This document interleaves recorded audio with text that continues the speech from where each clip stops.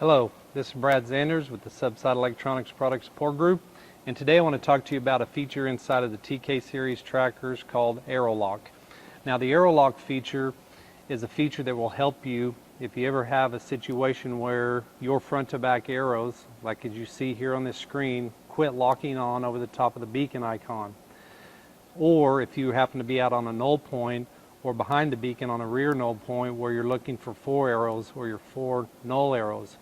There are certain situations where, depending on how deep you get in a bore or how severely pitched down or up you are, that you could see these arrows quit locking on. So I'm going to show you how to adjust that and to make you aware of what you're looking for there. So if you hit the menu button here, go into beacon, hit the select key, scroll down to Arrow Lock. If you'll notice, this tracker is set to default, so that's why, I'll step back here quickly, that's why you don't see the 2 front to back arrows locking on right now. So say we got deeper in a bore is a common instance where you could see them quit locking on. If you'll go into the menu, beacon, Arrow Lock, simply adjusting the setting to the wider setting, selected, back out. Now you can see my 2 front to back arrows are locking on and giving me my auto depth.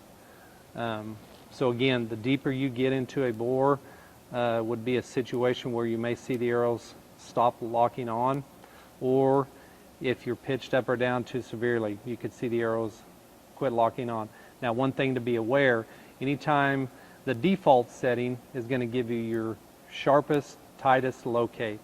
If you switch it to the wider setting, it's going to start locking on the arrows, but it's going to be a little bit wider locate.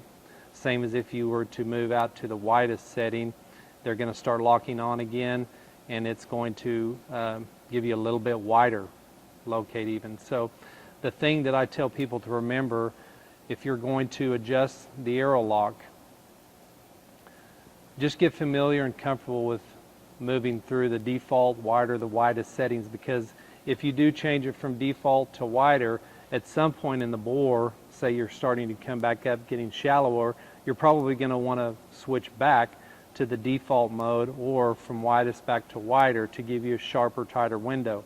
So if you'll remember initially when you do change it, approximately what depth you were at, then that'll make it easier for later in the bore when you want to adjust that setting. So be familiar with switching to the wider and wider settings and then switching back to default.